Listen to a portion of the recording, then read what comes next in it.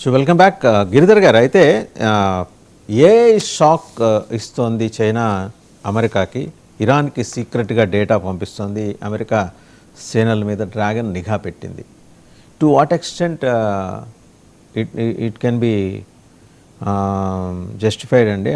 అటువంటి ఆ వాదనని ఏ మేరకు మనం విశ్వసించవచ్చు? అంత టెక్నాలజీని చైనా నిజంగా ఎక్వైర్ చేసిందా? ఎందుకంటే చైనా అది చేస్తోంది ఇది చేస్తోంది అంతన్నాడు ఇంతన్నాడు లింగరాజ్ అన్నట్టు ఏం చేసినా గ్రౌండ్కి వచ్చేప్పటికి ఫిటైల్ అయిపోతున్నాయి కదా వాళ్ళ అటెంప్ట్స్. నిజంగా వాళ్ళ దగ్గర అంత టెక్నాలజీ ఉందా? తప్పకుండా ఉంది. అమెరికాతో పోల్చి చూస్తే కనుక వాళ్ళు ఇంకా ఆ స్థాయికి ఎదగలేదు. కానీ ఈరోజు అమెరికాని పక్కన పెడితే అమెరికా కాకుండా అంత హై లెవెల్ టెక్నాలజీ ఇంకెవరికి ఉంది? అది చైనా దగ్గర ఉంది. కాబట్టి దాన్ని కంప్లీట్గా ఇగ్నోర్ చేయడానికి లేదు. మనకు వాళ్ళ దగ్గర చాలా టెక్నాలజీ ఉంది. వాళ్ళు ఇన్ఫాక్ట్ వాళ్ళ టెక్నాలజీని వాడుకునే ఈరోజు ఇరాన్ ఎంత యాక్యురేట్ గా వాళ్ళు అటాక్ చేయగలుగుతున్నారు. వాళ్ళు రష్యా చైనా వీళ్ళిద్దరూ సపోర్ట్ చేయకపోతే కానీ ఇరాన్ ఇంత విధ్వంసం సృష్టించలేకపోయేది. ఇప్పుడు అన్ని కూడా ప్రాక్సీ వార్స్. యుక్రెయిన్ రష్యా మధ్యలో జరుగుతున్నటువంటి యుద్ధం యుక్రెయిన్ తో జరగట్లేదు, ఇది అర్థం చేసుకోవాలి. నేటో అమెరికా వీళ్ళ యొక్క వెస్టర్న్ టెక్నాలజీ అక్కడ నడుస్తుంది. అలాగే వాళ్ళకి బ్యాక్ బోన్ లో మళ్ళీ చైనా వాళ్ళని సపోర్ట్ చేస్తుంది. అక్కడ చైనా ప్రత్యక్షంగా లేకపోయినా పరోక్షంగా సపోర్ట్ చేస్తుంది. మనకు పాకిస్తాన్తో యుద్ధం జరగలేదు, మనకు చైనాతో యుద్ధం జరిగింది ఆపరేషన్ సింధూర్. చాలా స్పష్టంగా అర్థం చేసుకోవాలి. ఎందుకంటే 80% వాళ్ళ ఎక్విప్మెంట్ అంతా కూడా చైనా నుంచి వచ్చింది. వాళ్ళకి చైనీస్ టెక్నాలజీ, చైనీస్ నావిగేషన్. వాళ్ళు జీపీఎస్ వాడలేదు, కంప్లీట్ గా చైనీస్ బైడు నావిగేషన్ తో కొట్టారు. వాళ్ళు చైనీస్ చెంగుడు కార్పొరేషన్ ఇచ్చినటువంటి మొత్తం సపోర్ట్ తోటి వాళ్ళు చేయగలిగారు. ఇన్ఫాక్ట్ చైనీస్ టెక్నీషియన్స్ పాకిస్తాన్ లో ఉన్నారు, వాళ్ళని బ్యాక్ బోన్ లో సపోర్ట్ చేశారు. సో ఎక్కడ పోయినా కానీ ప్రాక్సీ యుద్ధాలే జరుగుతున్నాయి. భారతదేశానికి పాకిస్తాన్కి మధ్యలో జరగలేదు, అలాగే రష్యాకి యుక్రెయిన్ మధ్యలో జరగట్లేదు. ఇప్పుడు కూడా ఇరాన్ కిను తర్వాత మనకు అమెరికా మధ్యలోనో ఇజ్రాయెల్ మధ్యలో జరగట్లేదు. ప్రతి దాంట్లో వెనకాల ప్రాక్సీలు ఉంటున్నారు. ఆ ప్రాక్సీలు ఎవరంటే చైనా. చైనా ఫస్ట్ అన్నిట్లోనూ ఇన్వాల్వ్ అవుతున్నారు. వాళ్ళ కెపాసిటీ బిల్డ్ చేసుకుంటున్నారు, వాళ్ళ కెపాసిటీని టెస్ట్ చేస్తున్నారు. ఇంకొక దేశంలో వాళ్ళ టెక్నాలజీ వెళ్ళి దాన్ని టెస్ట్ అవుతుంది. For instance PL-15 long range beyond visual range air to air missile 200 కిలోమీటర్ల దాకా కొట్టగలిగిన కెపాసిటీ మాకుంది అని చెప్పి చైనా చెప్పింది. మన వాళ్ళు దాన్ని కౌంటర్ చేయాలని చాలా అద్భుతంగా ప్లాన్ చేసింది. బహుశా వాళ్ళ దగ్గర ఉండొచ్చు, మన దగ్గర ఏమో 120 కిలోమీటర్స్ 80 నుంచి 80 కిలోమీటర్స్ 120 కిలోమీటర్ల దాకా కొట్టగలిగినటువంటి మాత్రమే అస్త్రా మన దగ్గర ఉన్నాయి. అస్త్రా MK1 ఒకటే ఉన్నాయి మన దగ్గర. కొన్ని మనం రష్యానికి తెచ్చుకున్నాము, బట్ అవి 200 కిలోమీటర్ల దూరం కొట్టేటువంటి శక్తి మన దగ్గర లేదు. ఆపరేషన్ సింధూర్ లో వాళ్ళ PL-15 అన్ని కింద పడిపోయాయి.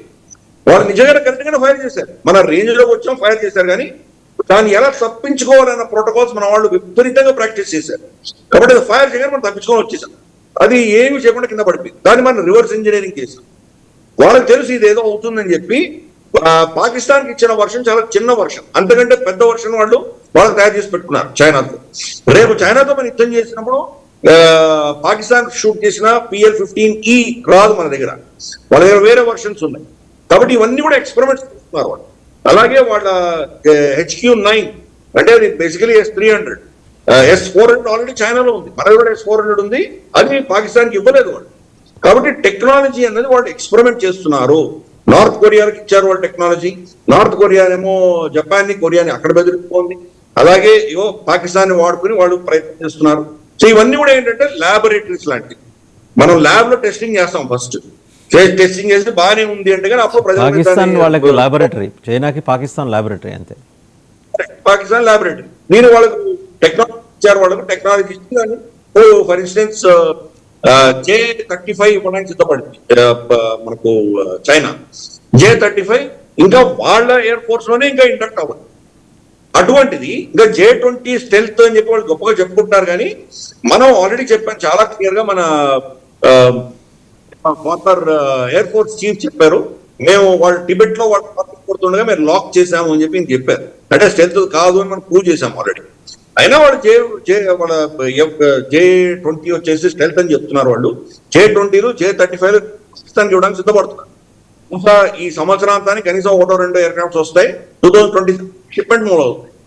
J-35 PLA ఎయిర్ ఫోర్స్ కూడా లేవు. అటువంటివి ఆల్రెడీ పాకిస్తాన్కి ఇస్తున్నారు. ఎందుకు ఇస్తున్నారు? ఎందుకంటే పాకిస్తాన్ భారతదేశం మధ్యలో మళ్ళీ యాక్టివ్ యుద్ధం వస్తుంది కాబట్టి దాంట్లో వాటిని టెస్ట్ చేయడానికి పంపిస్తున్నారు. వాళ్ళ దగ్గర ఉన్నటువంటి టెస్టింగ్ ల్యాబ్స్ అన్ని ఏంటంటే కనుక ఏకపక్షంగా వాళ్ళే టెస్ట్ చేస్తున్నారు. రియల్ బ్యాటిల్ ఫీల్డ్ లో ఎప్పుడు టెస్ట్ అవ్వట్లేదు, లేదా దాన్ని ఇంకేదో న్యూట్రల్ దేశం దాన్ని టెస్ట్ చేయట్లేదు. ఫర్ ఇన్స్టెన్స్ భారతదేశంలో ఉన్న ఎక్విప్మెంట్ అన్నిటి కూడా మనం ఫ్రాన్స్ కైనా పంపిస్తాము, ఇజ్రాయెల్ కైనా పంపిస్తాము, రష్యాకైనా పంపిస్తాము, కొన్ని కేసుల్లో ఈవెన్ అమెరికాకు పంపిస్తున్నాము. అక్కడ పోయి టెస్ట్ చేస్తున్నాము. దాని యొక్క క్రెడిబిలిటీ, దాని స్ట్రెంగ్త్, దాని మెటలర్జీ, వీక్నెస్లు ఇవన్నీ కూడా అన్ని పారామీటర్స్ ఇస్తాం. చైనా ఎవరి దగ్గర పంపిస్తుంది? ఎవరెవరో పంపించదు, సీక్రెట్ మెయింటైన్ చేస్తుంది. పాకిస్తాన్ లాంటి దేశాలకు ఇచ్చే వాళ్ళు లాబొరేటరీ వాడుకుంటారు. వాడు మన మీద ప్రయత్నం, అందుకని అది ఆ ప్రయత్నం జరుగుతుంది. టెక్నాలజీ ఉన్నది. ఫర్ ఎగ్జాంపుల్ మనకు ఉన్నటువంటి ఆర్టిఫిషియల్ AI టూల్ ఏదైతే ఉందో వాళ్ళది అద్భుతాలు సృష్టించింది. ఇన్ఫాక్ట్ వీళ్ళు కమ్ము తిన్నారు కూడా అమెరికన్స్ లో ప్రాబ్లం ఏంటంటే దాని కమర్షియల్ యాంగిల్ విపరీతంగా ఉంటుంది. ఎక్కడ పైసలు ఉంటే అక్కడే ఇన్వెస్ట్ చేస్తారు. పైసలు తక్కువ ఉన్న దగ్గర వాళ్ళు వేస్ట్ చేసుకోరు, వాళ్ళ టైం వేస్ట్ చేసుకోరు. ఆ వీక్నెస్ ని వీళ్ళందరూ ఎక్స్ప్లాయిట్ చేస్తున్నారు. ఈ రోజు షహీద్ 136 డ్రోన్లు $20,000 $30,000 వాళ్ళు వాడుతున్నారంటే దానికి ప్రత్యామ్నాయం అమెరికాలో ఏముంది? వాడేమో థాడులు, తర్వాత మనకు పేట్రియట్ పెద్ద పెద్ద మిజైల్ వాడుతున్నారు. లాక్హీడ్ మార్టిన్ కానీ, రేథియాన్ కానీ, మనకు ఇతరత్ర మేజర్ వీళ్ళ డిఫెన్స్ మ్యానుఫ్యాక్చరర్స్ కి 20,000 అమ్మితే కానీ ఎన్ని లక్షలు అమ్మితే వాళ్ళకి లాభాలు వస్తాయి. అదే ఒక ప్యాట్రియట్ అమ్మాయంటే వాడికి ఇమ్మీడియట్ గా కనీసం $2 మిలియన్ వాడికి లాభం వస్తుంది. కాబట్టి వాళ్ళు అటువంటి ప్రాఫిట్ మీద ఫోకస్ పెట్టి వాళ్ళ ఇండస్ట్రీ నడుస్తుంది. చైనా అలాగా, చైనా ఏంటంటే అమెరికాని ఎలా కౌంటర్ చేయాలి అన్నది వాళ్ళ స్ట్రాటజీ, దాని మీద ఫోకస్ పెట్టారు. సూక్ష్మంలో మోక్షం ఏం చేయాలని చేస్తున్నారు. ప్లస్ వాళ్ళ టెక్నాలజీని కాపీ కొట్టేటువంటి ప్రయత్నం చైనా చేస్తాం. ఇలా అందుకనే ఎందుకు వాళ్ళకి ఇంతవరకు అమెరికాని వాళ్ళు ఇంకా వాళ్ళ దెబ్బలు తట్టుకొని నిలబడగలుగుతోంది అంటే కనుక ఈ వీక్నెస్ ని వాళ్ళు ఎక్స్ప్లాయిట్ చేస్తున్నారు. నంబర్ గేమ్ ఆడుతున్నారు. ఆల్రెడీ ఇజ్రాయెల్ మీద సక్సెస్ అయ్యారు.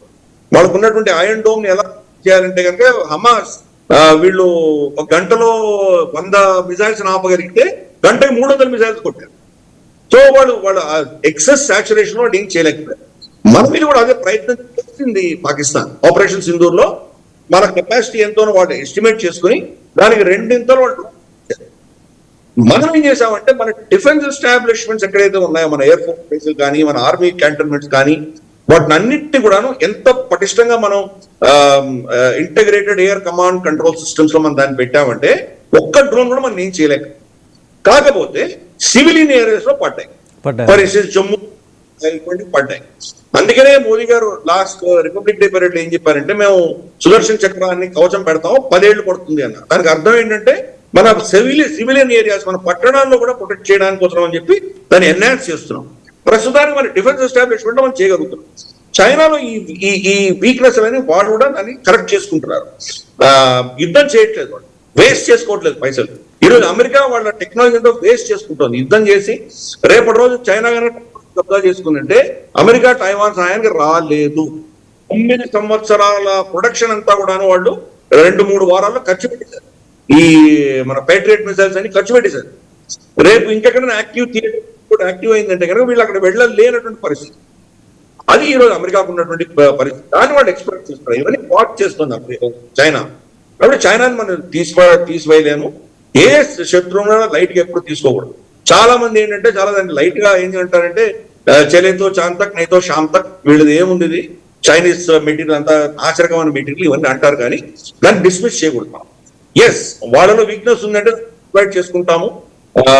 వాళ్ళకి ఎక్కడెక్కడ మనకు వాళ్ళని కౌంటర్ చేయగలమో ఆ ప్రయత్నాలు చేస్తాము. ఫర్ ఇన్స్టెన్స్ HQ-9 ని ఎలా కౌంటర్ చేయాలో మనం అద్భుతంగా డెమాన్స్ట్రేట్ చేసి చూపించాం ఎక్కడ మనకు ఆపరేషన్ సింధూర్. అలాగే వీళ్ళ సుపీరియర్ JF-17 JF-10 స్టీలు వీటిని ఎలా కౌంటర్ చేయాలో చూపించాము. ఆ శాటిలైట్ ని ఎలా మనం డక్ చేసి వాళ్ళని చెక్మాయించి మనం ఎలా తప్పించుకోవాలో చూపించాం. మన ప్రోటోకాల్స్ అనేవి డిఫరెంట్ లెవెల్లో మనం చేస్తున్నాం. బట్ చైనా ఆగదు కదా, స్టాటిక్ గా ఉండదు కదా, అది కూడా డెవలప్ చేస్తాం. ఎస్పెషలీ ఆర్టిఫిషియల్ ఇంటెలిజెన్స్ ఏరియాలో వాళ్ళు చాలా ముందుకు పెట్టారు. ఈరోజు అమెరికా తర్వాత next most powerful artificial intelligence దేశం ఏదైనా అంటే చైనా. వాళ్ళు ఎన్నో రంగాల్లో ముందుకు వెళ్ళారు. దాన్ని యాక్సెప్ట్ కూడా చేయాలి. మనం లైట్ గా ఎప్పుడు తీసుకోకూడదు, శత్రువుని ఎప్పుడు కూడా డిస్మిస్ చేయకూడదు. అందుకనే మనం వాళ్ళని కంప్లీట్ గా కట్ చేయలేదు. వాళ్ళకి మైత్రి లేకపోయినా కానీ కూడా లావాదేవీలు ఉన్నాయి వాళ్ళతో. అది కూడా లావాదేవీలు పెరుగుతున్నాయి. మనం ప్లస్ వాళ్ళ ఇన్వెస్ట్మెంట్స్ కూడా మనం మెల్లిమెల్లిగా ఓపెన్ చేసాం. గల్వాన్ తర్వాత 5-6 సంవత్సరాలు వాటిని దూరం పెట్టాము, మెల్లిగా దాన్ని ఓపెన్ అప్ చేస్తున్నాం. కాబట్టి చైనాని డిస్మిస్ చేసే తప్పిదం మనం చేయట్లేదు. చైనాని వీళ్ళకి ఏం టెక్నాలజీ లేదు, వీళ్ళకి యూస్లెస్ అనేటువంటి పరిస్థితి లేదు. మనకు శత్రువుని గౌరవించడం అన్నది మనం ఫస్ట్ నేర్చుకోవాలి. భయపడక్కర్లేదు, కానీ గౌరవించడం నేర్చుకోవాలి. వాళ్ళు ఏం చేస్తున్నారు అనేది మనం తప్పకుండా. China is the second most powerful country in the world as far as technology. అయితే సార్ ఇంకొక సబ్జెక్ట్లోకి కనుక వస్తే, ఇరాన్ అమెరికా వార్కి సంబంధించి ఆయన మాట్లాడాడు. అంటే మనం ఇక్కడ మాట్లాడలేము అలాంటివి. ఆయన మాట్లాడాడు, చాలా సభ్య పదజాలం, ఎక్స్ట్రీమిటీ ఆఫ్ సభ్య పదజాలం. ఇరాన్ స్పందించింది. జనరల్గా అమెరికన్స్ బూతులు మాట్లాడతారని తెలుసు, కానీ ప్రెసిడెంటే మాట్లాడతారని మాకు తెలియదు. ఇది సంభవ్ డిస్గస్టింగ్గా ఉంది. బట్ ఈయనకు సంబంధించి ఆయన అన్నాడు కదా, 48 hours మంగళవారం ఇవాళ వరకు టైం ఇచ్చాడు. అంటే వాళ్ళకి రేపు అవుతుంది అనుకోండి, ఆ లోపల ఇవ్వకపోతే ఈ ఇన్ఫ్రా ఫెసిలిటీస్ మీద అటాక్ చేస్తామని చెప్పేసి, బహుశా వాటర్ ప్లాంట్స్ ఇంకా ఇలాంటివి ఉంటాయి వాటి మీద. దానికి వీళ్ళు కూడా రెస్పాండ్ అవుతూ యుద్ధ నేరాల కిందకు వస్తుంది ఒకవేళ మీరు అదే గనక చేస్తే. బస్ పట్టించుకునే స్థితిలో ఉన్నాడు ఆయన. ఆయనకి చెప్పేవాళ్ళు ఎవరు? ఇప్పుడు తులసి గబార్డ్ ఆయనతో మాట్లాడే పరిస్థితి లేదు, దూరం పెట్టేశాడు. ఆర్మీ చీఫ్ని పంపించేశారు. అంతా మొత్తం ఎగ్జిట్ ఏం చెప్తే అక్కడ అది జరుగుతుంది, లేదా ఇజ్రాయెల్ లావి పనిచేస్తుంది. ఎలా ఇప్పుడు నిజంగా అంతకు తెగబడే ప్రమాదం ఏమన్నా కనిపిస్తుందా, లేకపోతే అలా ఎక్స్టెండ్ చేసుకుంటూ వెళ్తాడు గడువులు? ఏదైనా చేయొచ్చు, బోత్ ఆర్ పాసిబుల్. ఇన్ఫాక్ట్ మీరు ఇందాక చెప్పిన స్టేట్మెంట్ ఏంటి? ఇరాన్ అమెరికా మధ్యలో యుద్ధం అన్నారు. ఈ యుద్ధం అమెరికా ఇరాన్ మధ్య కాదు, ఇది ఇజ్రాయెల్ ఇరాన్ మధ్యలో జరుగుతున్నటువంటి యుద్ధం. ఇజ్రాయెల్ ఒక కిరాయి సైన్యాన్ని తీసుకొచ్చి వాళ్ళ యుద్ధాన్ని అవుట్సోర్స్ చేశారు. అమెరికా ఇజ్రాయెల్ పక్షాన్ని యుద్ధం చేస్తాం, ఇది అర్థం చేస్తాం. వాళ్ళ యుద్ధం కాదు ఇది. మనకు మహాభారత యుద్ధంలో శల్యుడు కౌరవుల పక్షాన్ని యుద్ధం చేశాడు. కౌరవులకి మనకు పాండవులకి శల్యుడికి వైరం లేదు, కానీ కౌరవుల పక్షాన్ని ఆయన యుద్ధం చేశాడు. అలాగే అమెరికాకి ఇరాన్కి పెద్దగా ఏం వైరం లేదు. ఈ రోజు రేపు పొద్దున అమెరికా మీద వాళ్ళు ఏం అటాక్ చేయరు. ఇజ్రాయెల్ యుద్ధంలోకి దించి మీరు ఇరాన్ని కొట్టండి, మీ ఖర్చుతోటి, మీ వెపన్స్ తోటి, మీ పిల్లల్ని మీరు చంపుకోండి, మీ ఎకానమీని తీసుకోండి అని లాగి ఇజ్రాయెల్ హిజ్బుల్లా మీద పడి లెబనాన్ లో వాడి యుద్ధాలు చేసుకుంటుంది. సో ఇది ఒక స్మార్ట్నెస్ ఆఫ్ ఇజ్రాయెల్, ఇది ఫస్ట్ అర్థం చేసుకోవాలి. రెండు, డొనాల్డ్ ట్రంప్ ఫ్రస్ట్రేషన్ లో ఉన్నాడు. ఏదో విధంగా దీన్ని ఆపాలి అన్న ప్రయత్నం చేసి గతంలో కూడా ఈ 48 గంటల డెడ్ లైన్ 4 ఏళ్ళు ఇచ్చాడు. ప్రీట్ ఎగ్జిట్ వద్దు, ఈ రోజు చూడ ఎంతటి ఇప్పులు జరగబోతున్నాము అని చెప్పి ఇటువంటి స్టేట్మెంట్లు చాలా ఇష్యూ చేశారు. సేమ్ డొనాల్డ్ ట్రంప్ ఏం చెప్పాడు? మాకు కొట్టడానికి టార్గెట్స్ మేము అన్ని నాశనం చేసేసాము, ఇంకేం మిగలలేదు. వాళ్ళ ఎయిర్ ఫోర్స్ నాశనం చేశాము, వాళ్ళ నేవీ నాశనం చేశాము, కమ్యూనికేషన్ కంట్రోల్ సిస్టమ్స్ ధ్వంసం చేశాము, యాంటీ ఎయిర్ బ్యాటరీస్ ధ్వంసం చేశాము, వాళ్ళ నేతృత్వాన్ని ధ్వంసం చేశాము, ఏం మిగలేదు మాకు కొట్టడానికి అన్నారు. సో ఇప్పుడు మరి 48 గంటల తర్వాత ఏం కొడతాడు? అతను కొట్టబోయేవన్నీ కూడాను సివిలియన్ టార్గెట్స్ మీద కనుక మీరు కొట్టారంటే కనుక దానివల్ల ప్రజలు వాళ్ళ ప్రాణానికి నష్టాలు వచ్చేటువంటి ప్రయత్నం మీరు కనుక దాన్ని యాక్చువల్గా టార్గెట్ చేసి కొడితే అది వార్ క్రైమ్స్ అవుతాయి. ఇప్పుడు కనుక వాళ్ళు లేటెస్ట్ వాళ్ళ పవర్ గ్రిడ్ ని కొట్టారనుకుందాం, అమెరికా వాళ్ళ power grid Iran power grid ని కొడితే దానివల్ల వృద్ధులు, రోగంతో ఉన్నటువంటి వాళ్ళు, యుద్ధానికి సంబంధం లేనటువంటి వ్యక్తులు, హాస్పిటల్ ఉన్న వాళ్ళు, ఇంకా పిల్లలు వీళ్ళందరూ చచ్చిపోతారు. ఎవరిని లిబరేట్ చేయాలని చెప్పి ఇంతవరకు స్టేట్మెంట్ ఇచ్చాడు డొనాల్డ్ ట్రంప్. మేము పైనుంచి బాంబులు వేస్తాము, మీరందరూ ఉద్యమించండి, మీరు మీ ప్రభుత్వాన్ని మార్చండి అని చెప్పినటువంటి డొనాల్డ్ ట్రంప్ ఇప్పుడు వాళ్ళని చంపబోతున్నాడు. కాబట్టి ఇది డైరెక్ట్ గా వార్. అలాగే వాళ్ళ బ్రిడ్జిల్ని వీటన్ని కొట్టడం వల్ల బ్రిడ్జిల మీద ఒక సైన్యం ఒకటే వెళ్తుందా? వెళ్ళదు కదా, సివిలియన్స్ కూడా వెళ్తారు కదా. సో ఇవన్నీ కూడా వార్ క్రైమ్స్ కింద పరిగణించబడతాయి. సో ఒక మిలిటరీ టార్గెట్ ని కొడుతున్నప్పుడు బహుశా పొరపాటున ఎవరైనా పక్కన చనిపోతే కనుక కొల్లెటరల్ డ్యామేజ్ అంటారు, దానికి పెద్ద మంది చెప్పలేము దాన్ని. కానీ ముందస్తుగానే చెప్పి నీ పవర్ గ్రిడ్ ని కొడతాను అనడం డెఫినెట్ గా వార్ క్రైమ్. ఇరాన్ ఏం చేస్తోందంటే దీంట్లో చాలా కేర్ఫుల్ గా ప్రవర్తిస్తోంది. ఫస్ట్ అమెరికాని తప్పు చేయనిస్తోంది. అమెరికా తప్పు చేస్తే దాన్ని ఎగ్జాక్ట్ గా రిటాలియేట్ చేస్తుంది. ఫర్ ఇన్స్టెన్స్ మీద ఉన్నటువంటి వాటర్ ట్రీట్మెంట్ ప్లాంట్ ని వాళ్ళు కొట్టారు, అమెరికన్స్ కొట్టారు ఫస్ట్. అప్పుడు మీరు ట్వీట్ చేశారు, ముందు మీరు స్టార్ట్ చేశారు, రిపర్కషన్స్ బాగా ఉండవు అని చెప్పి నెక్స్ట్ వీళ్ళు కువైట్ లోను బహ్రెయిన్ లోను వీళ్ళు కొట్టారు. అలాగే ఇప్పుడు వాళ్ళ పవర్ గ్రిడ్ మీద కొడితే కనుక మీ పవర్ గ్రిడ్ మొత్తం 3-4 గంటల్లో ఈ మొత్తం వెస్ట్ ఏషియా అంతా కూడా అంధకారంలోకి వెళ్ళిపోతుందని వాళ్ళు వార్నింగ్ ఇచ్చారు. ఒక బ్రిడ్జ్ ని వాళ్ళు కొట్టి పిక్వర్ బ్రిడ్జ్ మనకు ఇరాన్ లో అమెరికా కొడితే 8 బ్రిడ్జ్ల పేర్లు ఇచ్చేసింది ఇరాన్. నెక్స్ట్ మేము 8 బ్రిడ్జ్ని కూలగొట్టబోతున్నాం అని చెప్పారు వాళ్ళు. నుంచి సౌదీ అరేబియాకి పెడుతున్నటువంటి కింగ్ ఫహద్ కాజ్వే ఉంది, మొత్తం అమెరికన్ వాళ్ళందరూ దాన్నే వాడుకుంటారు. అలాగే యుఏఈలో 3 బ్రిడ్జ్. ఇవన్నీ ఏంటంటే కనుక ఇరాన్ నుంచి కూడా వస్తుంది. అక్కడ ఉన్నటువంటి దేశాలు కువైట్, ఖతార్, బహ్రెయిన్ కానీ అమెరికా కానీ వీళ్ళు సామాన్య దాడి చేస్తున్నారు, సివిలియన్ ఇన్ఫ్రాస్ట్రక్చర్ మీద దాడి చేస్తున్నారు అని ఇరాన్ పట్ల వేలు ఎత్తి చూపించలేని. ఎందుకంటే వీళ్ళే ఆ మారల్ హైగ్రౌండ్ ఈ యుద్ధంలో ఏం చేయాలి తెలియనటువంటి పరిస్థితిలో డొనాల్డ్ ట్రంప్ ఉన్నాడు. బెంజమిన్ నెతన్యాహు చాలా క్లియర్, ఆఫ్ఘనిస్తాన్, ఇథియోపియా, సొమాలియా లాగా ఇరాన్ ని అధపాతాళంలో తోసేయాలి. వీళ్ళు ఎటువంటి పరిస్థితుల్లోనూ వీళ్ళు మళ్ళీ తలెత్తి చూడలేనటువంటి విధ్వంసం సృష్టించారు. ఆ దేశం సర్వనాశనం అవ్వాలి. అది క్లారిటీలో ఉన్నాడు బెంజమిన్ నెతన్యాహు. డొనాల్డ్ ట్రంప్ ఇంతవరకు పరిస్థితి ఇవ్వట్లేదు. డొనాల్డ్ ట్రంప్ యుద్ధంలో ఆపడమో ఇద్దరి నుంచి వైదొలగడమో చేస్తే కనుక బెంజమిన్ నెతన్యాహు ఇదే పని చేయబోతున్నాడు. వాళ్ళ ఆయిల్ ఫీల్డ్స్ కొడతాడు, లిటరసీని కొడతాడు, మానవ హక్కులతో సంబంధం లేకుండా అతను యుద్ధం చేయబోతున్నాడు. సో అతను ఆల్రెడీ ఫిక్స్ అయిపోయాడు, చేస్తానని ఫిక్స్ అయ్యాడు. ఇది అక్కడ జరుగుతున్న పరిస్థితి. కాబట్టి ఈ 48 గంటలు అన్నాడు. బహుశా రోజు మనం సోమవారంలో ఉన్నాము, అమెరికా ఇంకా సోమవారం మొదలవ్వలేదు. మనకు మంగళవారం రోజు అటాక్ చేస్తానని బెదిరించాడు. ఎవరు యుద్ధంలో నేను పలానా గంటకి పలానా ముహూర్తానికి నేను 12:29 నేను అటాక్ చేస్తాను చెప్పరు.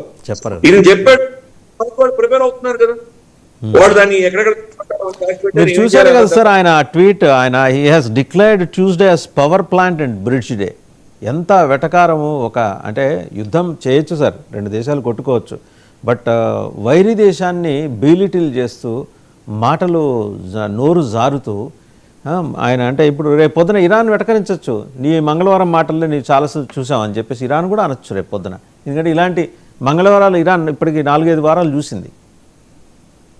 So it's okay, doesn't matter. ఎందుకంటే అది సూపర్ పవర్. ఈ స్టేట్మెంట్ ఆధారంగా ఈరోజు డొనాల్డ్ ట్రంప్ ని వార్ క్రైమ్స్ ట్రైబ్యునల్ లో లాగచ్చు. ఈ స్టేట్మెంట్ ఆధారంగా.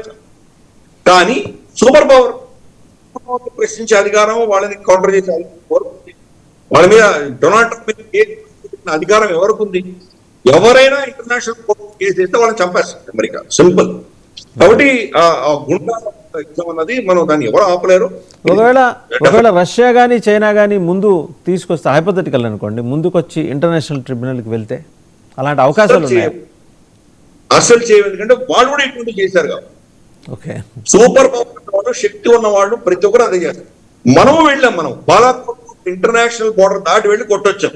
ఎవరైనా చేయగలిగారు మనల్ని? ఆపరేషన్ సింధూర్లో తొక్కు చేసి వచ్చాం వాళ్ళు మొత్తం ఎయిర్ డిఫెన్సెస్ అన్నింటినీ. ఒక న్యూక్లియర్ పవర్ దేశం మీద కొట్టొచ్చాం. అది కూడా మొట్టమొదటిసారి 2 న్యూక్లియర్ పవర్ దేశాల మధ్యలో జరిగిన యుద్ధం. ఎవరైనా మనల్ని ప్రశ్నించగలిగారా? మన మీద మన వ్యతిరేకంగా రెజల్యూషన్ తీసుకొచ్చే ధైర్యం, దమ్ము ఎవరికైనా ఉందా? కిస్కి లాఠీ ఉస్కి భైన్స్ అని ఇందులో సామెత ఉంది.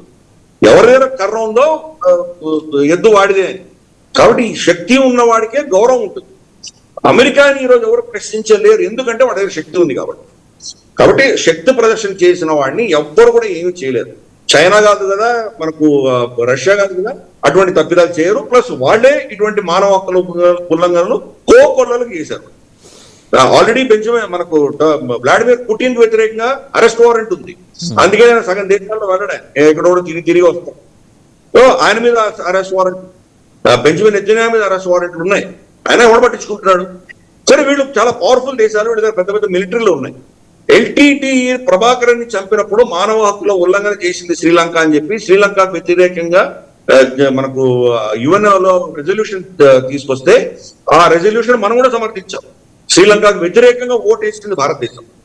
శ్రీలంక ఆ పేపర్ ని టాయిలెట్ పేపర్ లా చింపబడేసింది. శ్రీలంక నేను పీకలేకపోయింది. ఇజ్రాయెల్ ని అమెరికాని ఎవరైనా టచ్ చేయగలరా? కాబట్టి అందుకని UNO is dead, long leave UNO. అందుకే దాన్ని ఎవరు పట్టించుకోవడానికి బలం ఉన్న వాడిని ఎవడో ప్రశ్నించలేడు. అది న్యూక్లియర్ పవర్ ఉన్న దేశాన్ని ఎవరు చేయలేరు. అందుకనే ఇరాన్ మీద దాడులన్నీ కూడా. రేపటి రోజు ఇరాన్ దగ్గర న్యూక్లియర్ వెపన్ ఉంది అంటే కనుక యుద్ధం రేపు పొద్దున అయిపోతుంది స్ట్రైట్. లేదంటే నా దృష్టిలో అదొక ఫైనల్ వెపన్ ఈ రోజు కూడా ఇరాన్ దగ్గర. న్యూక్లియర్ వెపన్ మీరు డెటనేట్ చేయకపోయినా కానీ కూడా వాళ్ళ అస్తిత్వార్థమైనప్పుడు నిజంగా మేజర్ అటాక్స్ వాళ్ళ మీద జరిగితే కనుక వాళ్ళు ఎదురు దాడిలో ఒక మిజైల్ వచ్చేసి దుబాయ్ మీదనో లేకపోతే మనకు అబుదాబి మీదనో వాళ్ళు ఆకాశంలోనే డెటనేట్ పెట్టి దాంట్లో న్యూక్లియర్ మెటీరియల్ పెడితే న్యూక్లియర్ కంటామినేషన్ వస్తుంది. న్యూక్లియర్ అటాక్ కాకపోవచ్చు, న్యూక్లియర్ కంటామినేషన్ వస్తుంది. వీళ్ళ పేట్రియట్ మిసైల్స్ వెళ్ళి కొట్టినా కానీ మనం చూసాం, కొట్టినా కానీ డెబ్రీ పడుతోంది కదా, దాన్ని షూట్ డౌన్ చేసి పడుతుంది. అది చాలా వాళ్ళకి ఒక కిలోమీటర్ల పైన వాళ్ళు కనుక దాన్ని డెటనేట్ చేశారంటే ఆ ఊర్లు కాల్చారు. ఊర్లే కాదు దేశాలు కాల్చారు. ఆ పరిస్థితి రావచ్చు. కాబట్టి ఇరాన్ అది చేసినా మనం ఆశ్చర్యపడక్కదు. ఎప్పుడు వాళ్ళని న్యూక్లియర్ అటాక్ చేస్తున్నారు వాళ్ళు తప్పకుండా రిటాలియేట్ చేసి చేస్తారు. ఇంకా న్యూక్లియర్ పవర్ కాకపోవచ్చు కానీ న్యూక్లియర్ మెటీరియల్ వాడి వాళ్ళు కంటామినేట్ చేసేటువంటి శక్తి వాళ్ళ దగ్గర ఉన్నది. ఇజ్రాయెల్ ఇరాన్ మీద న్యూక్లియర్ అటాక్ చేయడానికి ప్లాన్ చేస్తుంది. ఎందుకంటే ఇరాన్ రెజిమ్ చేయలేకపోతున్నారు వాళ్ళు. ఇంకా లాస్ట్ ఆప్షన్ ఇజ్రాయెల్ కన్ఫెస్ చేసిందండి ఎక్కడైనా that they have nuclear weapons? Official గా చేయలేదు కానీ మన డిమోనా మీద చేసేసరికి బహుశా వాడు దాన్ని ప్రొటెక్ట్ చేసుకోవడానికి కొన్ని ప్రోటోకాల్స్ ఏవైతే తీసుకున్నారో దాని ఆధారంగా అందరూ కూడాను వీళ్ళ దగ్గర ఉన్నాయని చెప్తున్నారు. అమెరికాలో అఫీషియల్ గా వాళ్ళు ఏం చెప్పారంటే కనుక వాళ్ళ న్యూక్లియర్ స్టాక్ పైల్ మీద దాడి జరిగింది, ఇది చాలా డేంజరస్ అని ఏదో స్టేట్మెంట్ కూడా ఇష్యూ చేశారు. అమెరికా చెప్పకనే వీళ్ళ దగ్గర న్యూక్లియర్ వెపన్స్ ఉన్నాయన్నట్టు ఫస్ట్ టైం అమెరికా లీక్ చేసింది. అంటే అఫీషియల్ గా వాళ్ళ దగ్గర ఉన్నాయని చెప్పలేదు కానీ వాళ్ళ స్టేట్మెంట్స్ అన్ని కూడా అదే దిశగా మనకు సమాధానం మనకు అర్థమవుతుంది. సో వాళ్ళ దగ్గర ఉన్నాయి రమారమి 100 న్యూక్లియర్ వెపన్స్ ఉన్నాయి వాళ్ళ దగ్గర. కానీ వాళ్ళ ప్రైమ్ మినిస్టర్ కంటే ఎక్కువ సురక్షితంగా పెట్టినటువంటి ఆ Dimona power plant nuclear power plant మీదనే వీళ్ళు దాడి చేయగలిగారంటే ప్రైమ్ మినిస్టర్ చనిపోతే ఏమవుతుంది, ఇంకో ప్రైమ్ మినిస్టర్ వస్తాడు. ఈయన నార్మల్ గా చనిపోయినా ఇంకో ప్రైమ్ మినిస్టర్ వస్తాడు.